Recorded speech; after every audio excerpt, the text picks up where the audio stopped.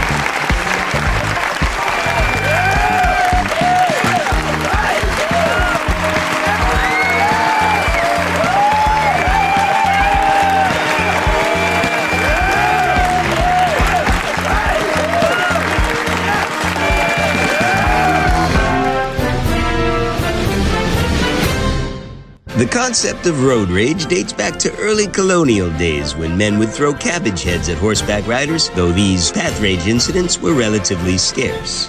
Tailgating, yelling, and honking, to following improperly, changing lanes erratically. It wasn't until the 1990s when such aggressive behavior reached the national consciousness. About 78% of drivers admit to engaging in such action. The following is a dramatization of just one of those incidents. You want to go? Do you want to go? Do I want to go? Yeah, I want to go. Okay. Well, let's do this, bro. Do you want to go? Why would I say that? The only place I want to go is home, to a lavender bath bomb. I've never used the term bro in my life. I'm not a bro guy. Excuse me, sir. Have a nice day, my friend. That's who I am. Oh my God, he's gigantic. I bet even his bowel movements are bigger than me. Look at this guy. Oh, his arms are so long he can punch me without showing up. You're making the biggest mistake of your life. You wish. The biggest mistake of my life is that I'm a museum archivist. It was my mistake. I immediately regret my decision. In fact, all my regrets in life are bubbling up. The best thing I can do is create metadata depicting all the ways my insides could get shattered. Shaving my eyebrows because I thought Mary Camden would find it sexy? I can't ruin my new Zumba clothes. Using my Peloton as a clothing rack. My only other fight, I fainted. Stephanie Brand. I'm already winded. Please don't faint. Please don't faint. Please don't faint. Just get in my car and drive away. If I move back slowly, maybe he won't notice. Oh no. Here comes the fainting. Wait. He's going to his car. He's getting a weapon. Oh, I gotta stop him. Get away from my car! You get away from my car! I'll get away from yours if you get away from mine. On 3, we move away from each other's cars. Deal. Okay. 1, 2, 3. Are you freaking kidding me? Chest cramp. Can't move. I can't keep this up. I couldn't even sit through Fight Club. Oh, I wish he moved. Spasm. Spasm. I'm not a fighter. I'm a bleeder. I'm not like other people. I don't like pain. It hurts me. Just talk to him. This is your chance to save face. Be the voice of reason. Tell him you'd love to fight, but you're a hemophiliac. I'd love to fight you, hemophiliac! Nice going, genius. What'd you call me? What did he call me? And I just peed a little. Quick! Remember your martial arts training. Crap. He knows karate. Grasp the fig leaf. Now the golden egret. Oh, why didn't I take a real self-defense class instead of Tai Chi? I gotta improvise. Well, I've seen that before on National Geographic. It's a tribal death dance. He's gonna attack! I need to do something! Ah!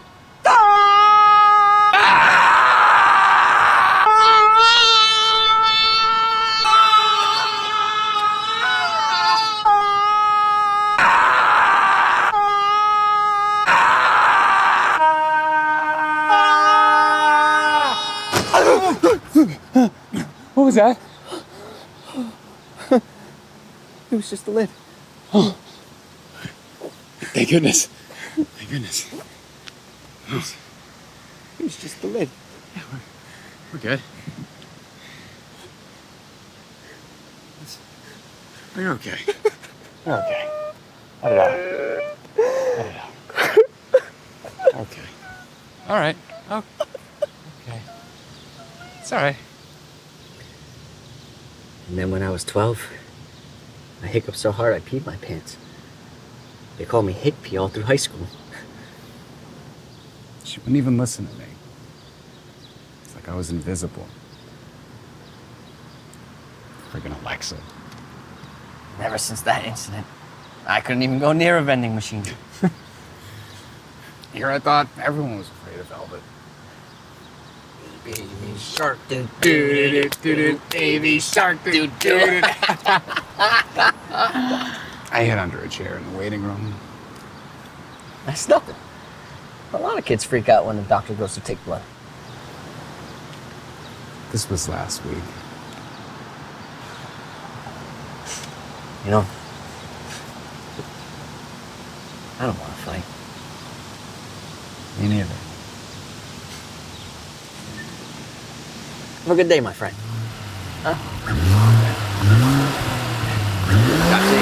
You do.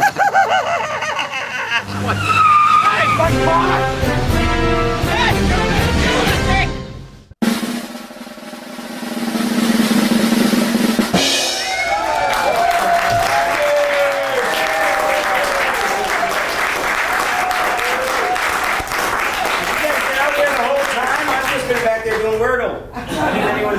Tell me, but my goodness, thank you all for coming. I'm Andy Wasif. Welcome to my flight of comedy. Great to see everybody. You made it. Give yourselves a hand just for surviving.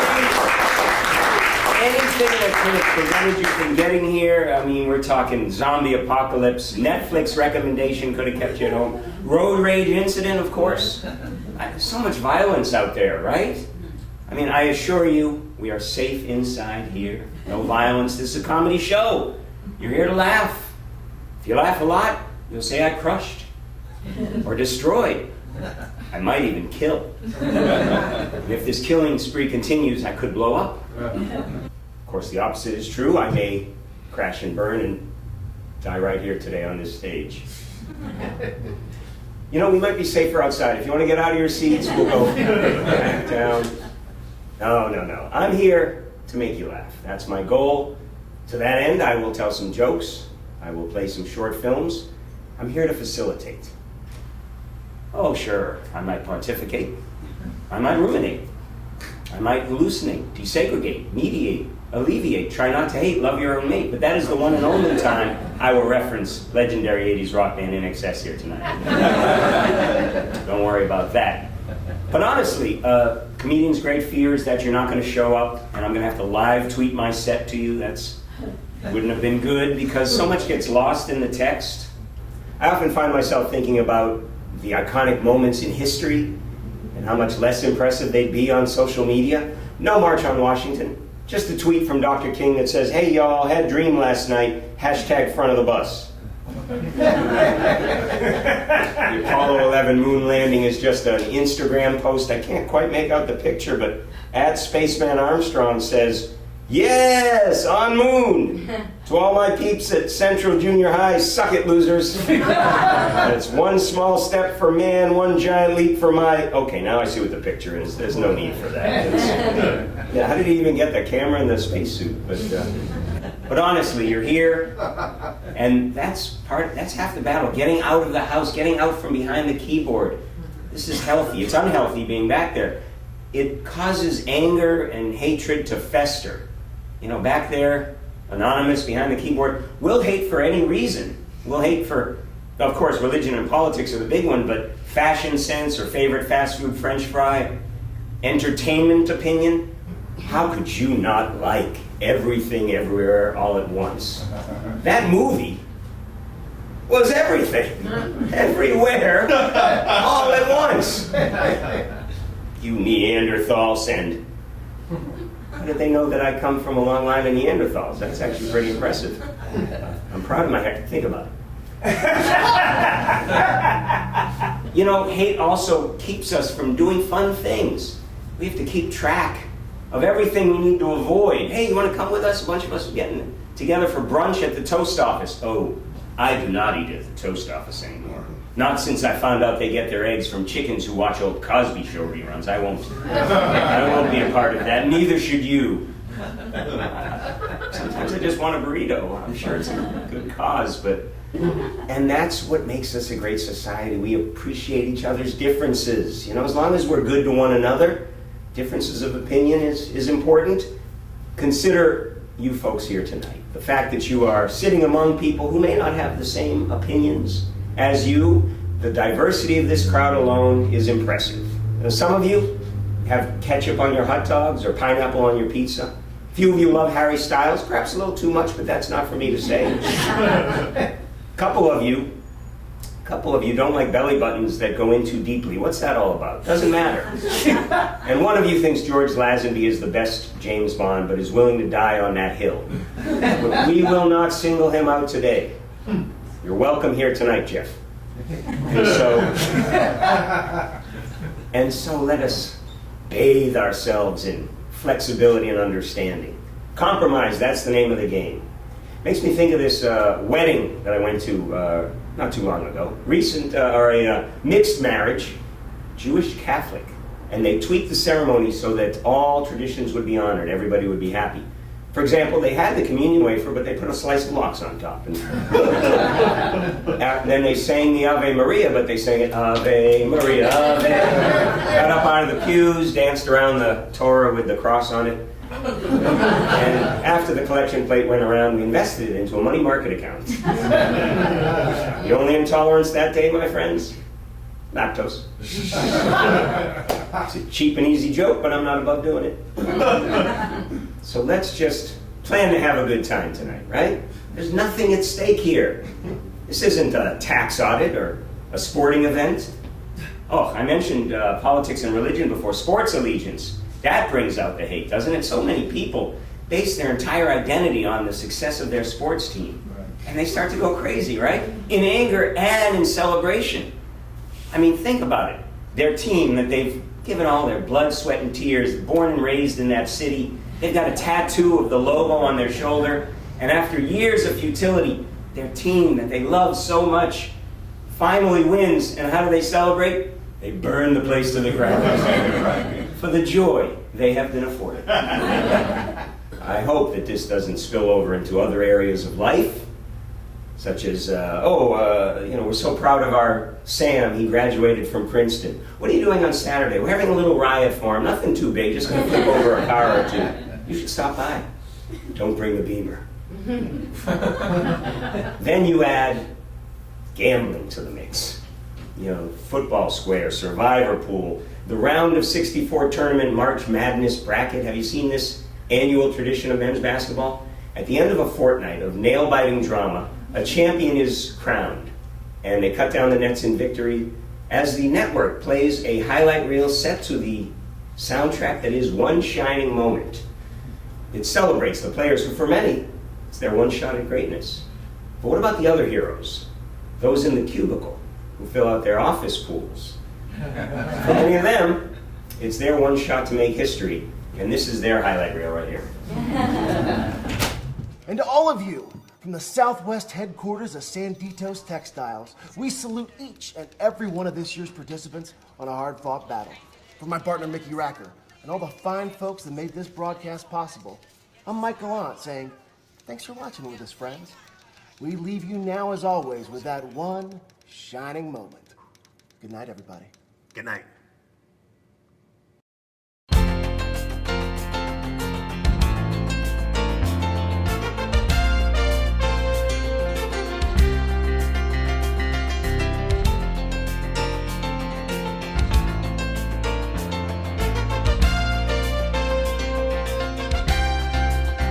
Ball is tipped, there you are.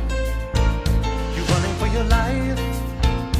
You're a shooting star. And all the years, no one knows just how hard you worked, but now it shows.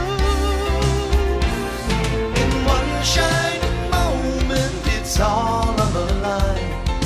One shining moment, they're frozen in time. Time is short and the road is long.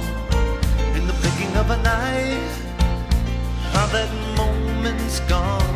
When it's done, win or lose, you always did your best, 'cause inside you knew that one shining moment you reached deep inside. One shining moment you knew you were alive. Feel the beat of your heart, feel the wind in your face. It's more than a contest, it's more than a race.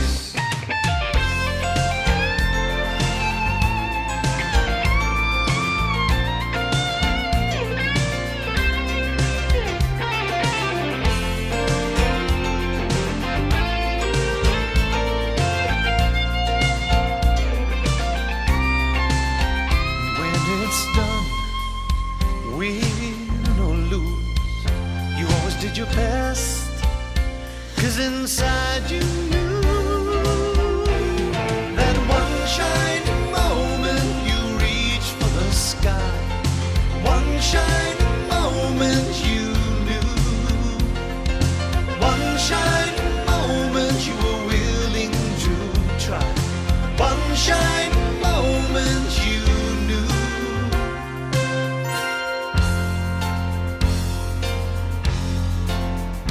One shining moment.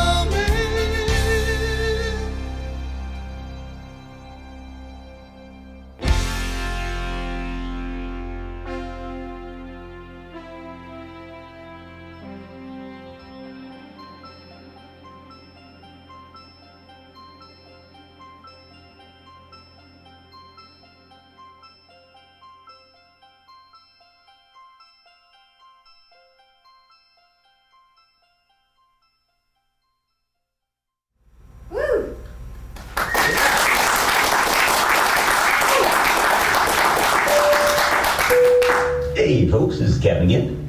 Just wanted to take a moment to let you know the views expressed tonight are mine and mine alone, and not the opinion of the Stephanie Fury Black Box or Asylum Theaters, who I will say have been more than gracious in hosting the show. I'll say that because I believe they have bugged the cockpit and are currently mining my data to determine my passwords and account numbers. Joke's on them. My password is password. Now on with the rest of the show. All right. Oh my goodness, I do love the Stephanie Fury Theater. Part of the Hollywood Fringe Festival, there's more than a dozen theaters I could have chosen from. But this one, I love how cozy and warm it is. Reminds me of my living room. Except, of course, there's a ceiling. I gotta look into that, but what do you expect for $3,000 a month in Los Angeles? This is a special show for me. It's my return to the stage after a long time off, I was focused on writing, but I called it my flight of comedy, because like a flight of beer, it's a sampling of a particular item meant to be taken together. Plus the fact, of course, a flight is a trip you take on an airplane. So it is fitting that we would be in a black box theater, because the airplanes all have a black box. It's the flight recorder, named so because it is box-shaped and colored orange. Very good. For those who have said black, the exit is that way. You have passed only to round 2 and now goodbye. No, it is orange. We only hear about it in the most tragic of circumstances, after a plane crash. And it's recovered and played on the news for millions of people. It has quite an audience. There aren't many influencers, TikTok, YouTube, Instagram, that have that kind of reach. But it seems a golden opportunity is let slip by the wayside, and nobody really takes that chance, that opportunity, that moment to get their message out there. It's like the Titanic Orchestra played one final symphony. Sadly, no one thought to record it. But the black box is usually, it's just the pilot, and he's droning on about flight stuff. But just a thought. But when I did perform, I loved performing in clubs and colleges across the country. I got to visit every nook and cranny of this great nation. I even did a lot of international traveling. I've been to such beautiful global cities as Vienna, Austria, and I went to Vienna. And Vienna is unlike any American city in that you cannot go to Vienna and not come out fully cultured. I didn't know a thing about classical music. I went there for a week. Now I can talk classical music all day and night.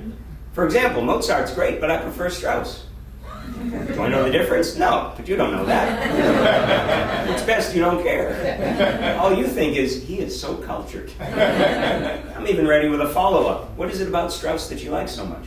I find his waltzes have a light bounciness to them. Do they? Sounds good.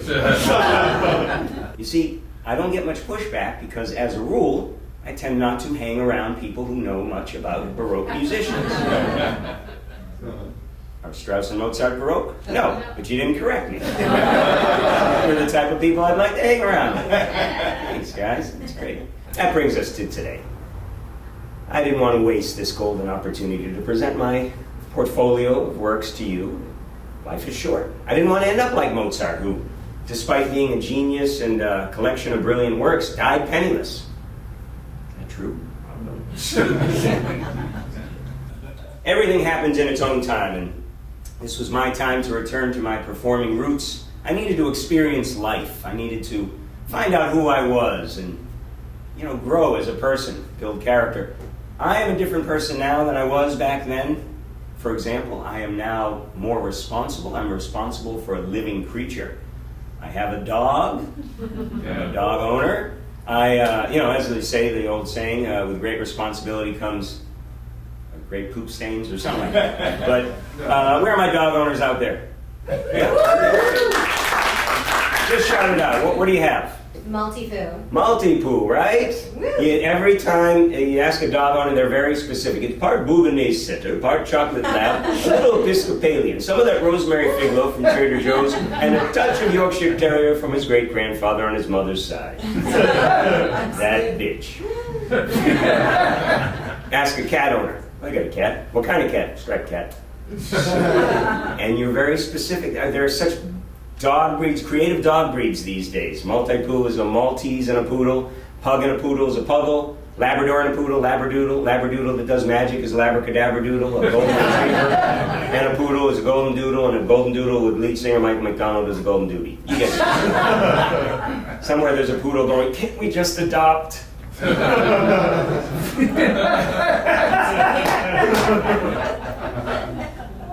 What about kid owners? Where are my kid owners at? Parents. Where are my parents at? Kid owners. Yeah, there you go. Yeah, I never reached that level of responsibility. No real reason why. I guess I just haven't found myself on that end of the fallopian tubes. But the highest level I have reached, that of uncle. My sister's 2 sons. And she said to me, "You'd make a great father someday." is she basing this on my role as an uncle? The job is literally go in, unteach what the child has learned, and leave. Daddy says you can't do what? That's stupid. I'll show you how. Light it and run. And when the going gets tough, you just hand the kid back. Ooh, he did not do as well with Indian food as I thought. You're going to be up all night.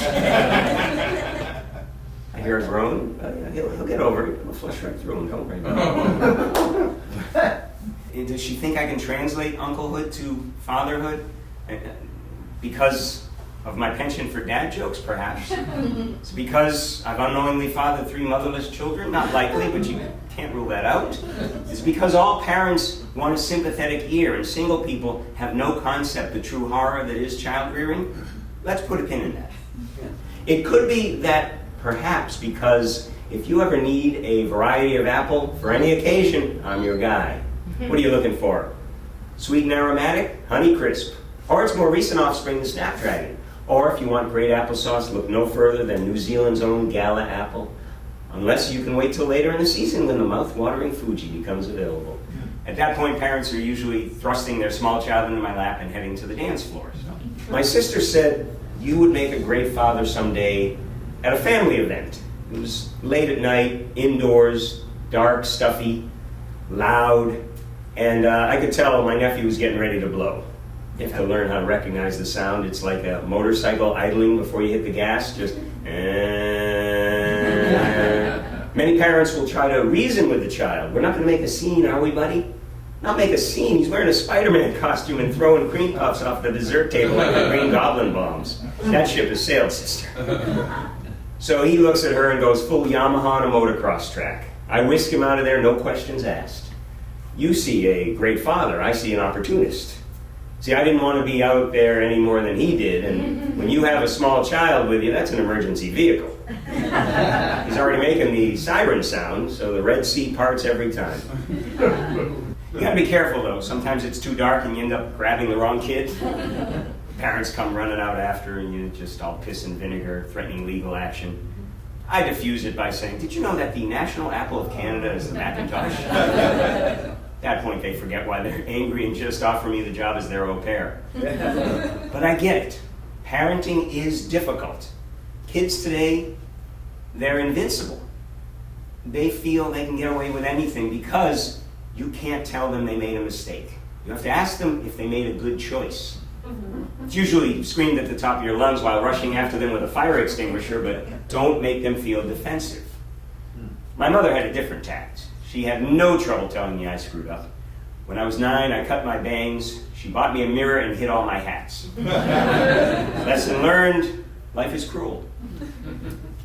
Closest I came to being a parent, for a few years I was a substitute teacher. After my doctor told me I needed more emotional trauma in my diet. And I had a unique way of dealing with the kids, the troublemakers. I'd go right up to them, look him in the eye, smile, and smack the kid next to him and say, and he didn't do anything. The administration had a problem with that, so I come up with a new strategy. And I figured this out all by myself. Kids today are really smart. They can order hundreds of dollars worth of Instacart before they can even read. But they are inexperienced about life.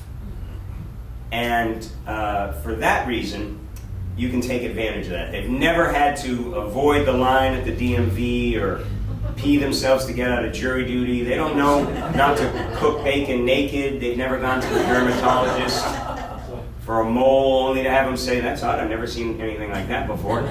No, they think they can just sue you and boom, your house is taken away. They don't know a thing about bureaucracy. And you know they don't know. Advantage, old guy. So, one of the major rules at schools is no cell phones in class. But of course, with a substitute teacher, the troublemaker is always going to have a cell phone. So I take it away from him. He gets right in my face. Well, he was 8. So he gets right in my kneecaps and says, you give it back to me. And I say, yeah, I wish I could, but as you know, Section 42, Article C of the Teacher's Code takes the authority out of my hands. I'm going to sue you, and you'll probably win. But given that the appeals process is so backed up, especially at the elementary school level, it could take years. What do I got to do to get it back? All right, I'm going to help you. Go to the office, ask for a writ of habeas corpus. It's Latin, means retrieval of phone. But you got to do it within 24 hours, otherwise it's granted amnesty and reclaimed by the manufacturer. And if it was made in China, well, now you got to deal with immigration law, and that's a whole thing. So he's in the office, frantically asking for a Wrigley Hubba Bubba form, and I've got myself a new cell phone. Lesson learned, life is cruel. That being said, kids are still on the table for me. I mean, maybe not raising them, but I'd really like to name them. I feel we've lost our way with some of the more recent names. Take Elon Musk's XAEA12, or soon to be known by his nickname, Our Session Is Up. But, I gotta find my better half first. Unconditional love, that's what I'm looking for. I've had it before. In fact, that is what inspired this next short film, the first short film that I ever had produced. Take a look.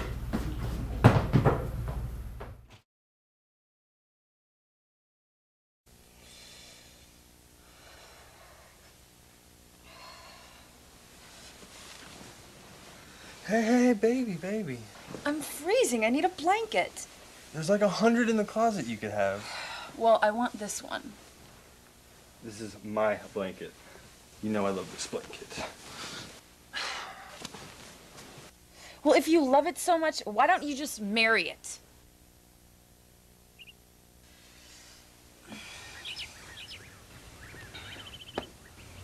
Brad? Brad, where are you? Robin, in many ways, this is the hardest letter I've ever had to write. Your words last night opened my eyes and I realized I've been denied for so long. You're a wonderful person, but my heart belongs to another. Don't try to come after me. You're the best, Blakey.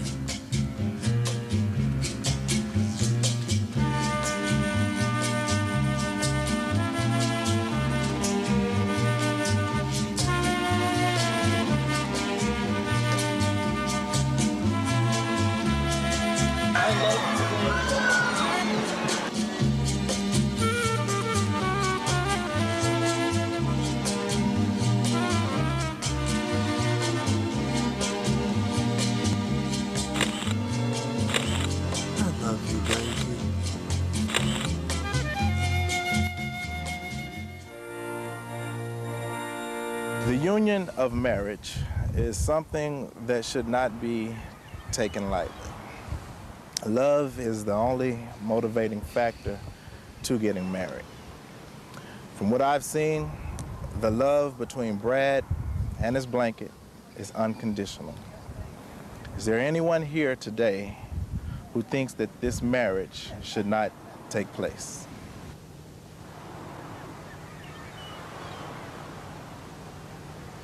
Stop this wedding! Robin?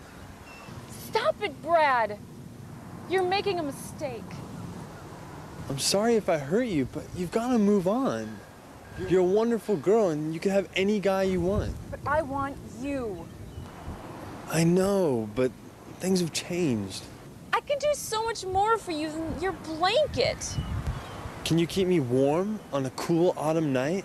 Can you make me feel safe in a scary movie? Can it give you a blowjob?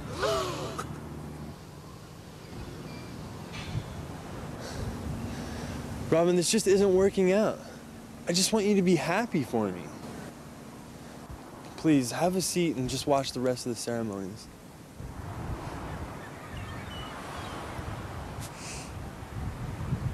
Okay.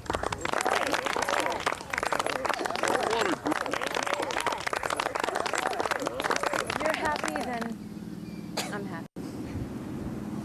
Thank you, Robin.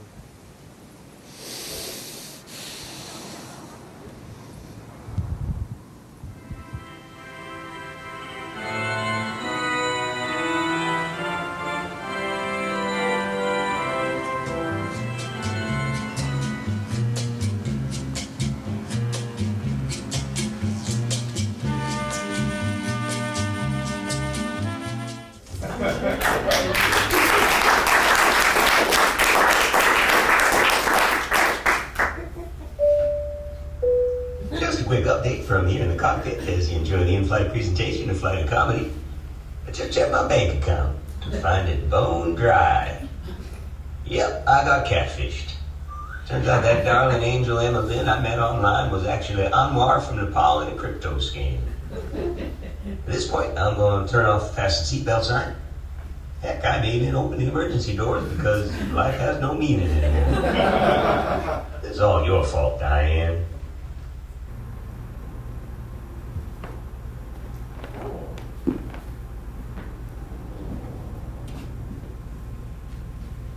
Ah, dear Juliet, why art thou yet so fair? Shall I believe that unsubstantial death is amorous, and that the lean, abhorred monster keeps thee here in dark to be his paramour? For fear of that, I will stay with thee, and never from this palace of dim night depart again. Here will I remain. With worms that are thy chambermaids, oh, here will I set up my everlasting rest, and shake the yoke of inauspicious stars from this world-wearied flesh. Eyes, look your last.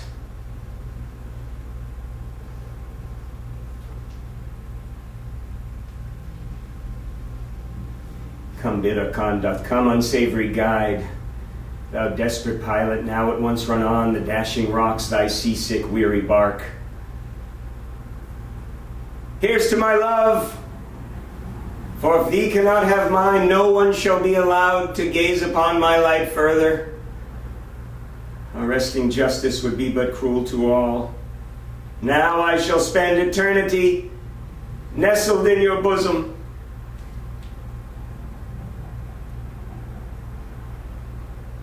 Though, what is eternity for one whose acquaintance I came upon merely within a sunset or two? As mysterious as she is beauteous to me, I know not the minstrel that piques her heart, nor the sustenance most desired in her belly. One must think if practically. What if in future our lineage continues to divide us? Functions of family would be not unlike a feast in the devil's playground. In light of that, her unnatural rest resembles more of a blessing. The desire of the gods. Who am I to make a mutiny of their blueprints? A port in the storm, fair Juliet. But I have still more to travel. In a sea thronged with fish. Mercutio speaks of Venus and her gossip that to my name pertains. She makes mention of Hermia, daughter to Aegeus, or Jacquinetta, the country wench whose high forehead and scarlet lips set my loins a quiver. Or what of Rosaline, princess's lady-in-wait who could invite me to the dopest parties? Sweet Rosaline, times never seem so good. There's still much more meant for me upon this earthly jaunt. To deprive the wantons of my warmth would be an unspeakable wrong. What selfishness lies from within her to steal me from the vast others? Oh, pity the shame.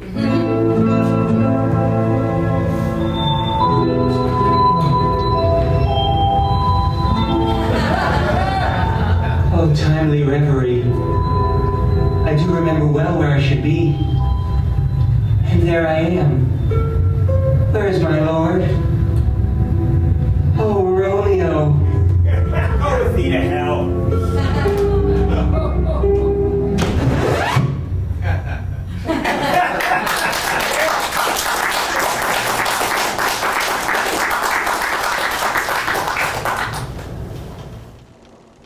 Thor stood at the bow of the massive vessel.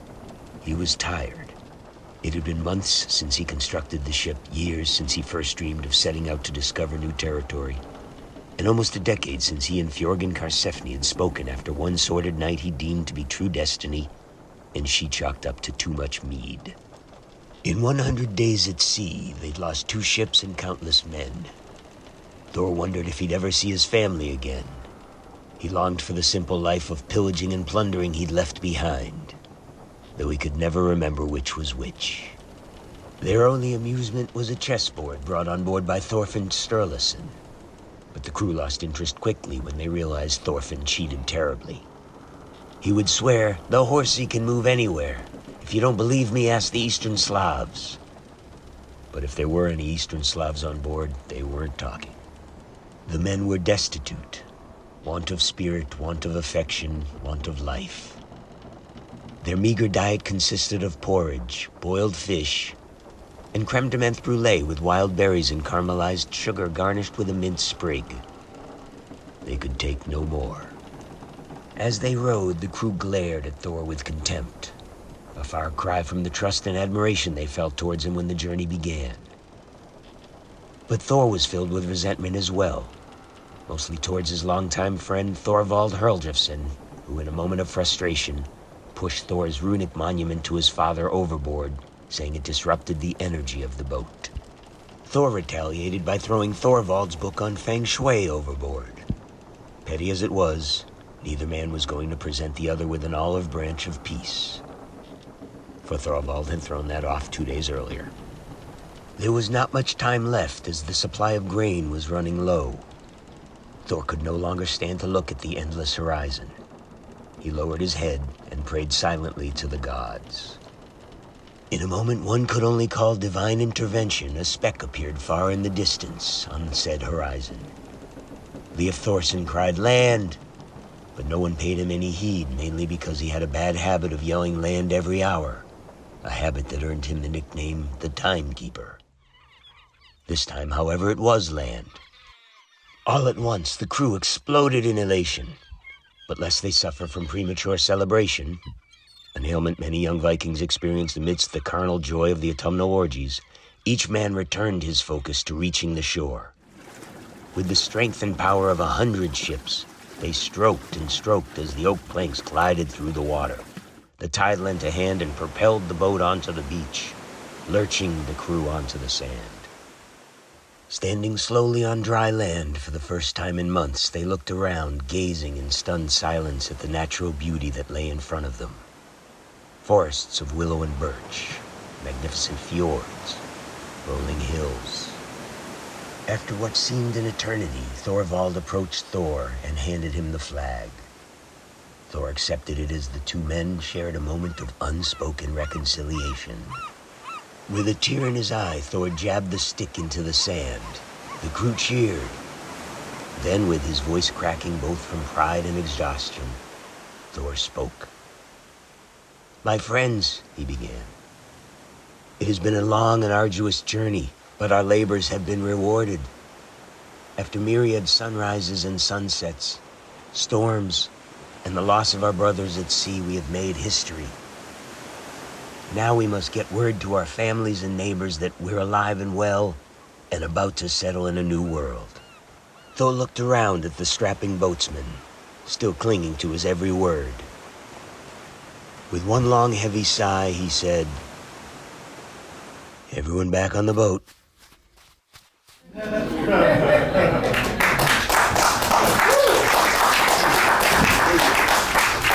I paid for an extra door. I'm going to use it.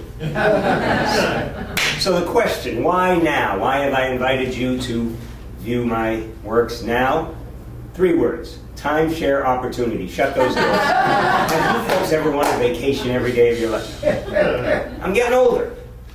I know I'm getting older because my Rolodex is accumulating more doctors than new friends. Plus the fact I still have a Rolodex.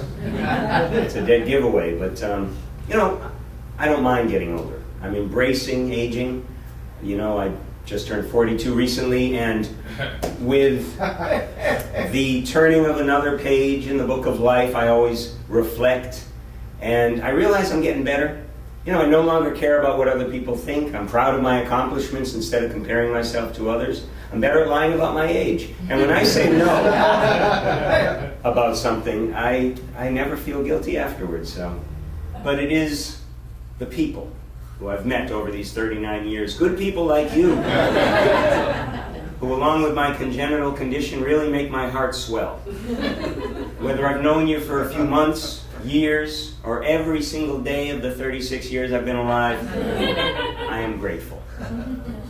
Because I just know that the previous 33 years have just been a precursor to what I have lying ahead of me. I'm getting better. But no matter how old you are, never save your better days for tomorrow. One thing is bugging me about getting older. Every day I notice more of my parents in me. Let me ask you guys a question. How many of you remember where you were when you first realized your parents were crazy? My mother sends me an article the other day about hand dryers. Don't use them. They put the petri dish under the hand dryer and bacteria began to grow. So she won't use them anymore. Apparently 70 years of harmless use was not a large enough sample size to convince her those death machines were safe.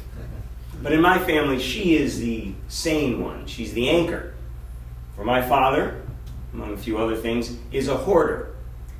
If hoarding was an Olympic event, he would have all the medals. I think he'd have all the medals. They got to be in the basement somewhere. Just keep looking. And I went down to the basement over the pandemic. What else are we going to do? To try to clean up the place. It was a giant fire hazard. And I'm there for a few hours, not even making a dent. And then he comes down, he wants to show me something. And he beckons me and we go over a stash of shower caps from every hotel he's ever stayed at and packages of unopened underwear lying underneath used underwear with holes in it. Over a pile of pine cones into the corner where he presents to me his contribution to the family's well-being. Now, many parents will set the family up with earthquake kits, canned goods in the event of a snowstorm, mint condition baseball cards. Wouldn't have that'd have been nice. My father, look son, I have these jugs of gasoline in case the prices go up. My mistake, it wasn't a fire hazard, it was a homemade bomb.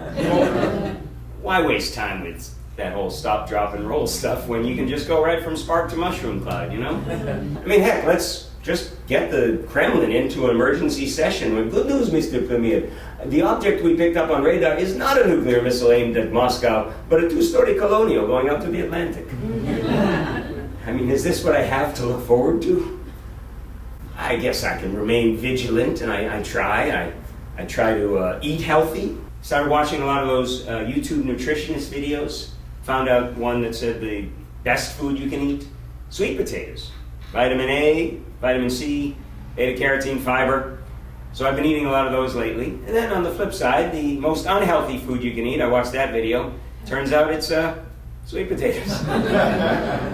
So I had to quit watching nutritionist videos. I used to have a donut a day, so now I'll just have a quarter of a donut about 4 times a day. So, so that's good. But you know, it doesn't matter what you put in your body. Your body is still going to betray you. They tell you in high school that you're going to go through adolescence. Your body's going to change, but by the age of 20, it's over. It's smooth sailing the rest of the way. Everybody's chuckling already because you know that isn't true. No, your body changes again. And it does some similar things, like your voice changes again. Instead of going from squeaky to deep, it goes from saying, hey, let's steal that street sign. That damn kid stole that street sign. But I have done the video that they need to use as a companion piece in high school so that you're not completely unprepared for the second phase, and here it is right now.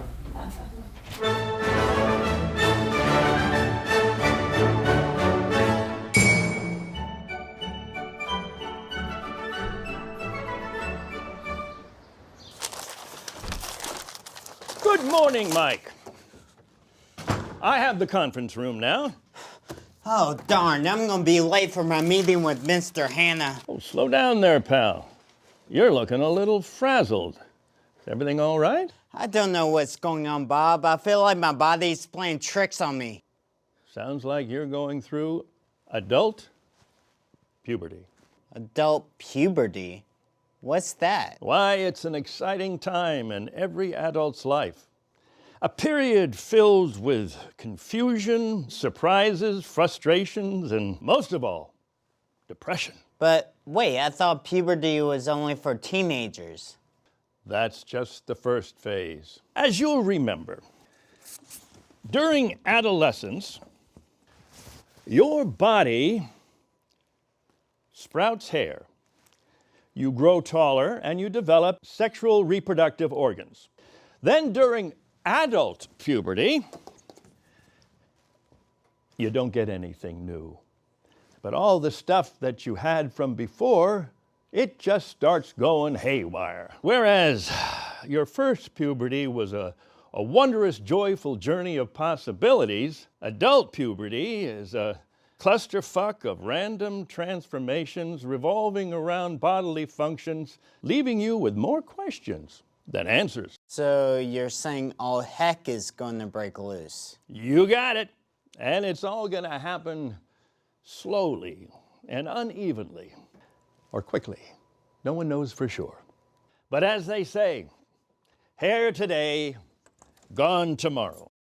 So what can I expect? It varies for everyone, but some of the symptoms include increased aches and pains, trouble sleeping, forgetfulness, sexual arousal issues, an inability to relate to young people, changes in eyesight, aversion to loud music, frustration with trash pickup, an introduction to the word prostate in your vocabulary, new food allergies, less hair, more hair, mole hair, gray hair, and many, many, many more. Why's my body doing this to me? Such is life, Mike. The French have a word for it. What is it? Nope, it's gone. That's adult puberty for you. What can I do about it? Enjoy your youth. Listen to loud music, eat some sugary sweets, and go on the spinning teacup ride at the carnival. How long will it last? No one knows for sure. But when it ends, that's when the real fun begins. Another phase? Yes, sirree! That's when everything starts breaking down completely. You probably have no idea, but I'm wearing a diaper right now. Thanks, Bob. I'll start taking better care of myself since I'm going through adult puberty. Attaboy. You've got your whole life ahead of you, which won't be long if you're any later for that meeting with Mr. Hanna. Oh, no!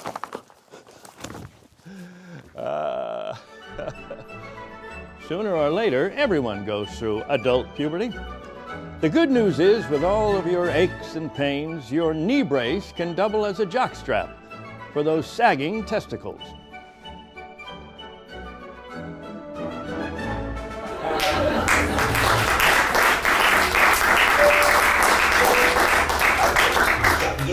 As we begin our descent, I'd like to ask you to fill out those custom declaration forms. Remember, it's never too late to declare your love.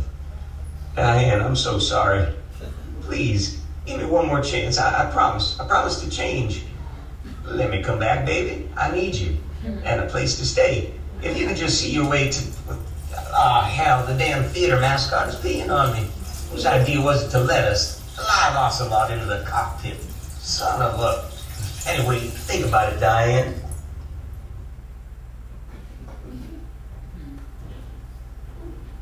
How you doing, sir? Doing all right? Yeah. Nice to see you. Good to see you, too. What do you think? Doing all right? Oh, thank you. Thank you for saying that. But this is such a warm crowd. Before I get out of here, I want to ask you all a favor, if you'll indulge me. I need $10,000. Right, need is a strong word. I want $10,000. No, actually, I would love it if you stopped recommending TV shows to me. You've got to see the last of Rogue Lotus. It's the greatest show ever. I am trying to make up for lost time. I grew up watching TV, everything on TV.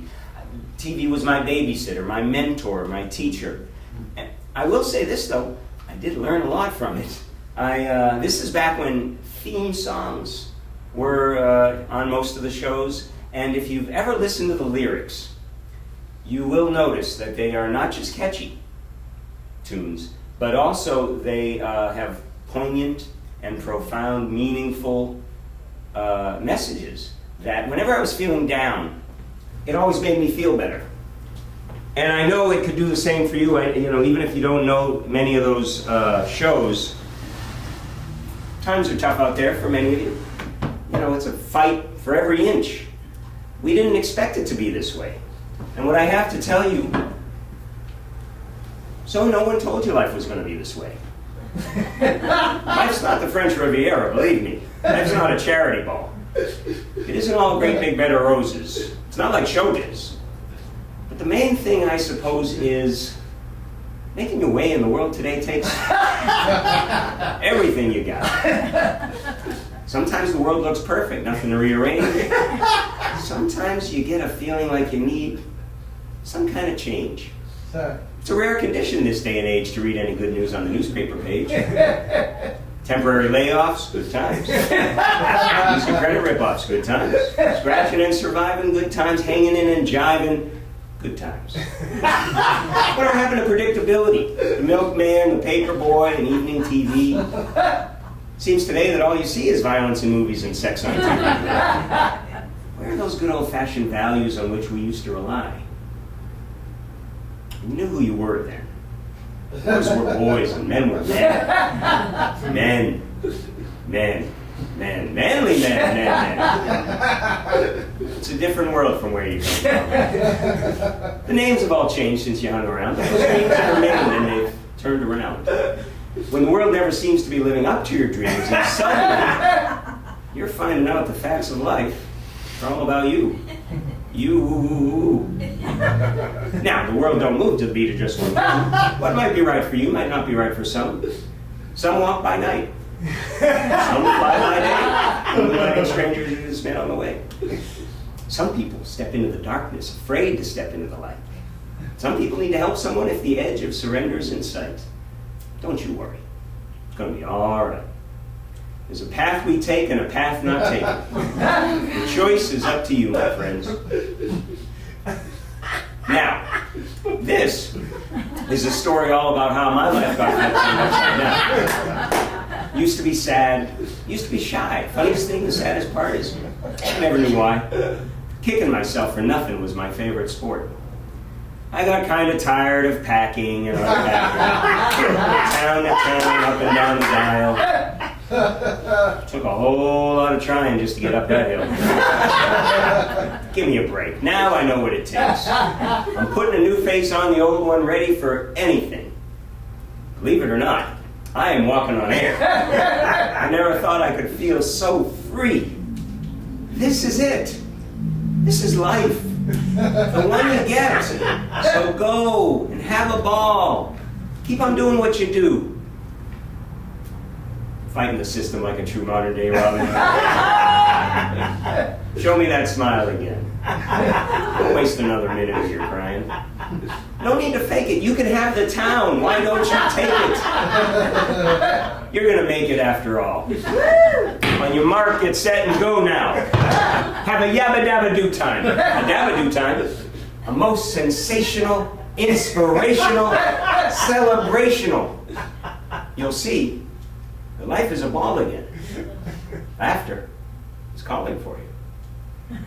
I'm so glad we had this time together. Oh, and if you have a problem, no one else can help. If you can find them, maybe you could hire the A-Team.